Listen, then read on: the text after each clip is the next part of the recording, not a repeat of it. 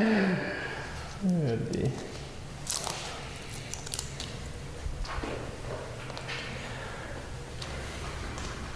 Alright, so going to do a standard spay on a female adult cat. Pubis, umbilicus, make it into thirds, big and bold over the middle third.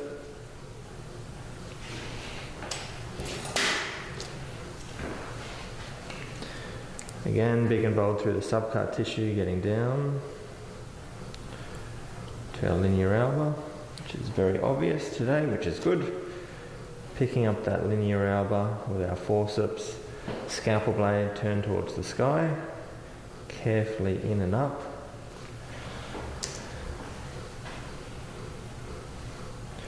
We then extend our excision with our Metzen balms along that linear alba.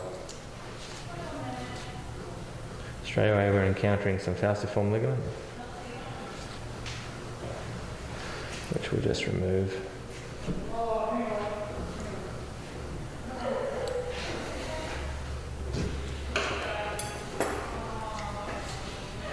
Now that we're into the abdomen, we're going to use our Spay hook as always, facing cranially or caudally. We go in along the body wall to the dorsum of the animal, we turn it towards midline, we come towards midline, and we go up. We do it everything with purpose, we're nice and slow and cautious.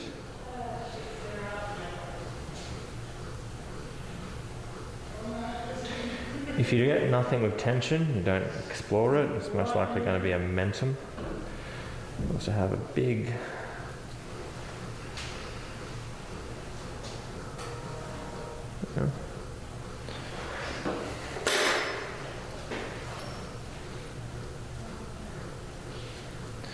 So a bit of our anatomy, we've got our uterine horn, our uterine artery leading to our ovary. We have our oviduct on top, which means that the ovary isn't twisted. We can see clearly our ovarian artery, our suspensory ligament. In cats often we don't have to do much when it comes to stretching or cutting, but if we wanted to, we could break the suspensory ligament. Two ways of doing it. First way is with hemostats, you just clamp the suspensory. Note that there is always a very small vessel in the suspensory. Grab your two hemostats and just move it just a bit. And now we've ruptured that suspensory and given us maximum kind of exposure. We'll then proceed doing our standard two clamp technique.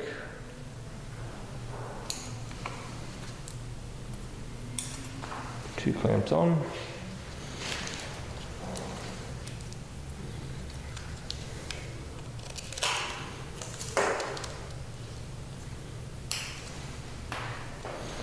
As always, underneath the hemostats, through our hole in the broad ligament. This is a cat, so we're just going to do a square knot. Moving our bottom clamp, putting it somewhere on top. Got plenty of room, so we'll actually go below the ovary for once.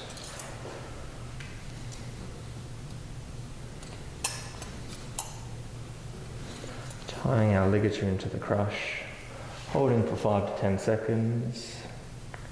Make sure the suture takes on the memory of the knot. And following for 4 to 5 throws.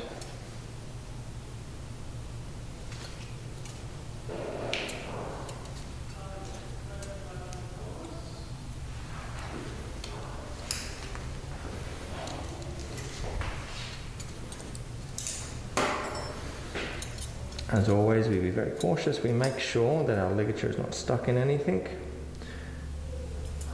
We've got good ligature, plenty of tissue above it, away from our hemostat. And run a scalpel on top of the bottom clamp. And carefully lower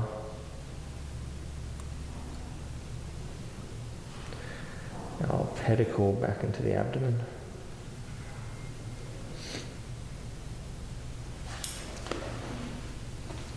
Looking at the broad ligament, we make sure there's no main vessels there that we should be ligating. We identify our uterine artery, make a hole close to it, and either digitally break it down or with scissors just cut away from that artery. Going on to the next side, we pull back, find the next horn, travel up. The second way is just to literally cut the suspensory ligament.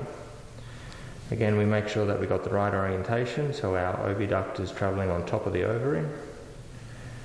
We visualise everything.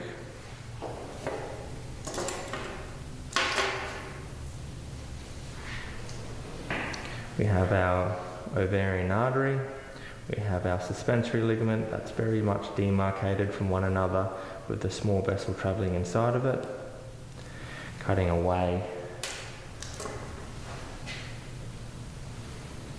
We then proceed with our modified two-clamp technique.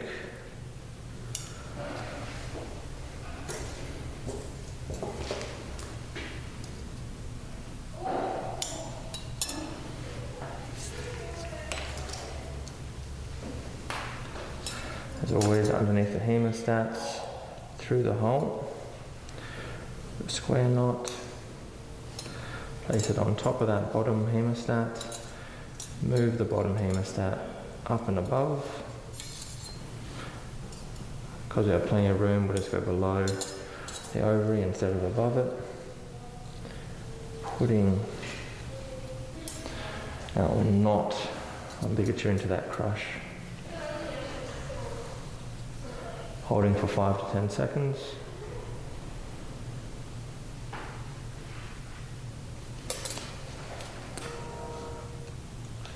And following with 4 to 5 throws.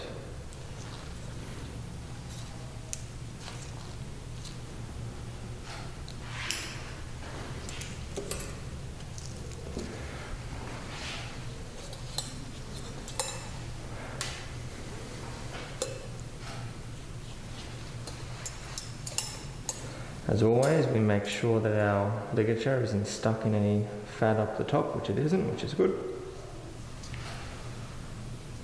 We make sure we have a good ligature, it's nice and tight, we've got a good wad of tissue above it, it's not too close to the hemostats.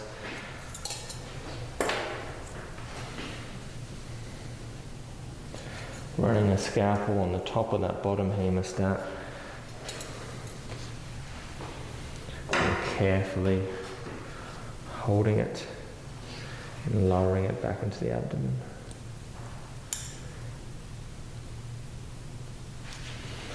Having a look at our broad ligament, we make sure there's no main vessels. Making a hole near that uterine artery and then just cutting away.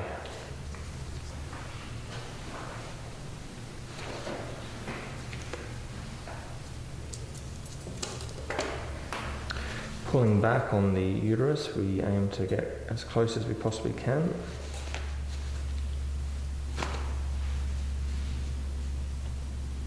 To that cervix.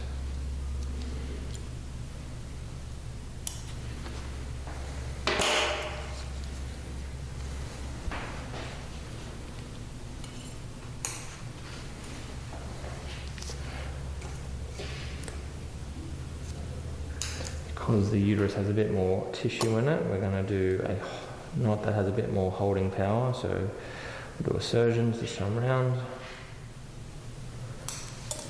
Again, in that bottom crush.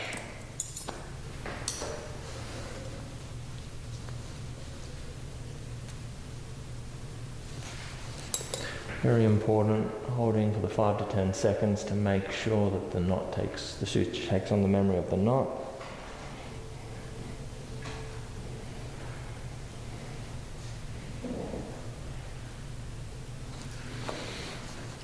And then following with 4 to 5 throws.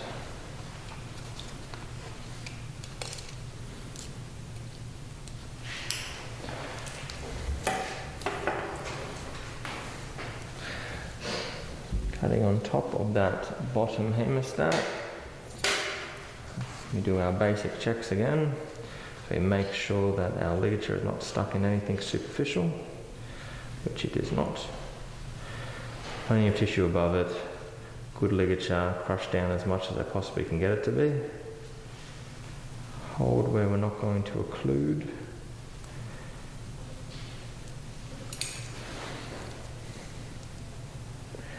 Just slowly release it back into the abdomen. Have some bupivacaine, please, Ash.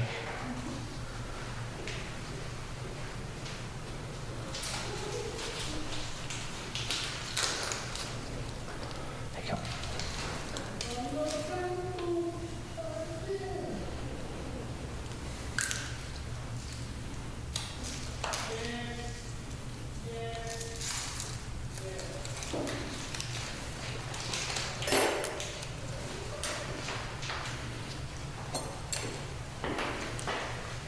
So I'm going to trace our incision with some bupivacaine.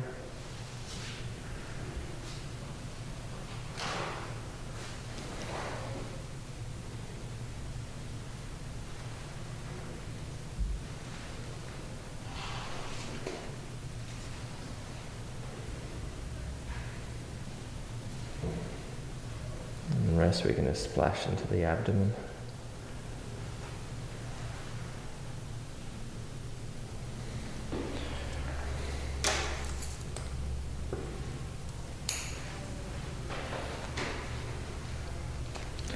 Closing the abdomen, we have our very obvious external rectus sheath, which we're going to be engaging each time.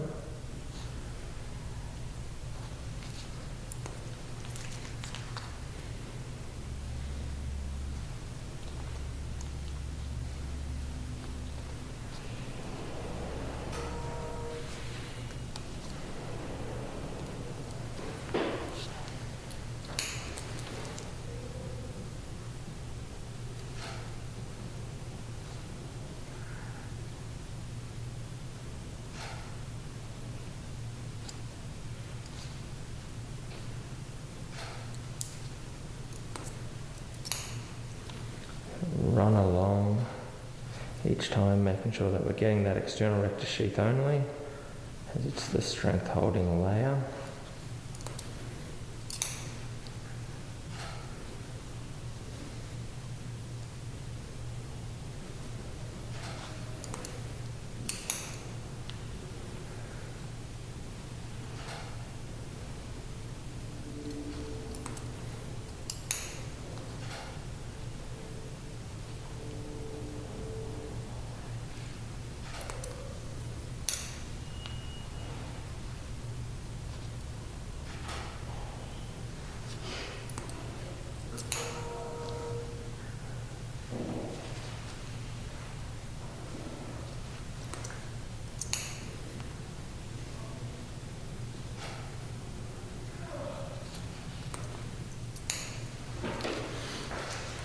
As always, I prefer this to be a bit over tightened than loose. Just make sure it's nice and tight.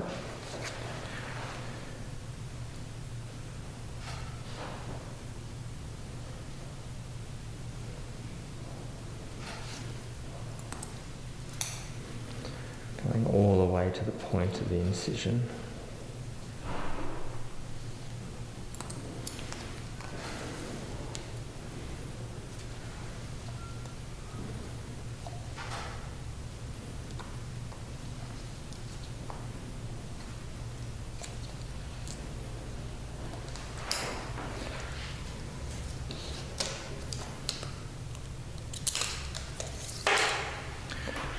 Beginning our subcut layer, we start deep to superficial.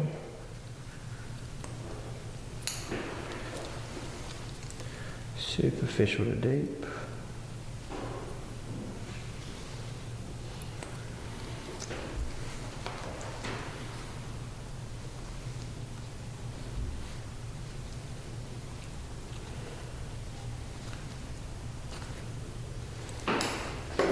Leaving a tail, we'll just control that a bit with a hemostat.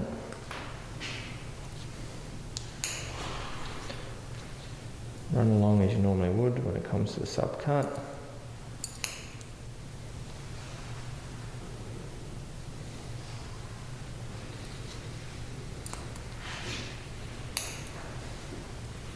Every 2 to 3, if we want to reduce the chance of a seroma, we can go down and we can grab a little bit of that linea alba carefully.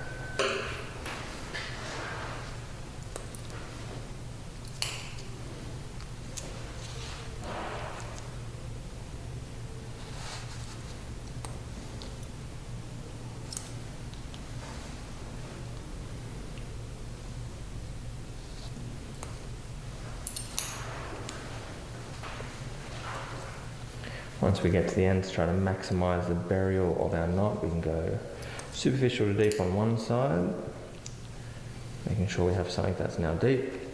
You can go deep to superficial, superficial to deep, giving us two things that are now deep to an Aberdeen's knot.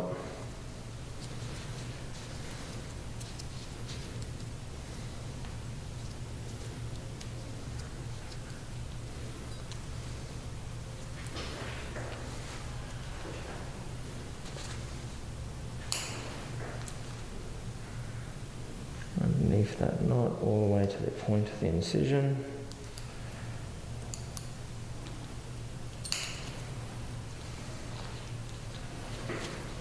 We can begin our intradermals from the point of the incision out, each time trying to be as superficial as we can, fighting to get into that top layer.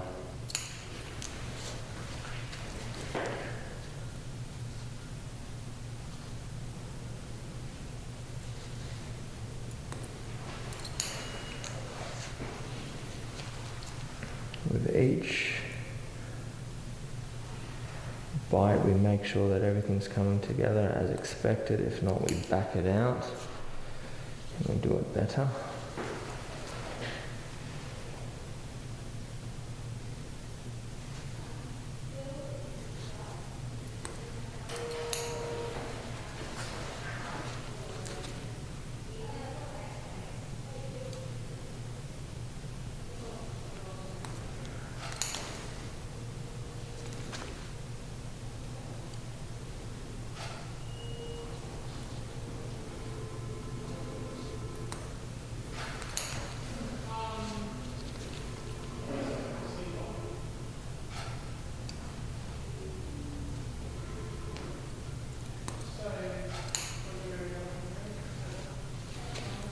Too thrilled with that, so we're just going to back it out and do it again.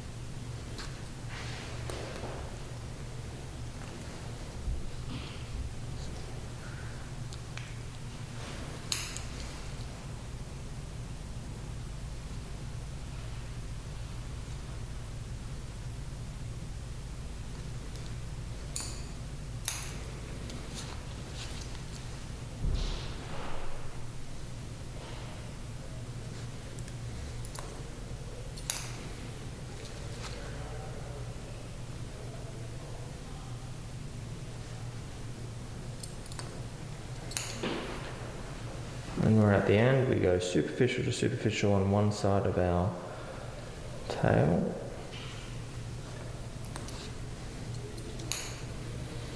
We then go around our tail on the other side, superficial to deep.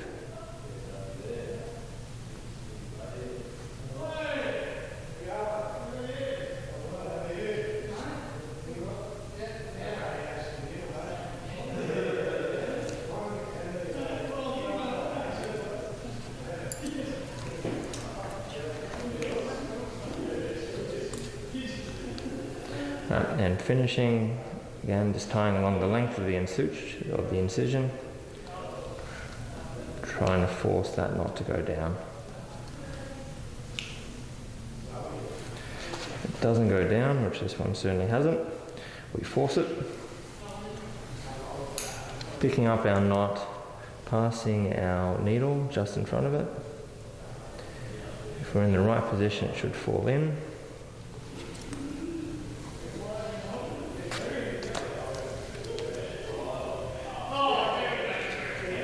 Forcing it to go down.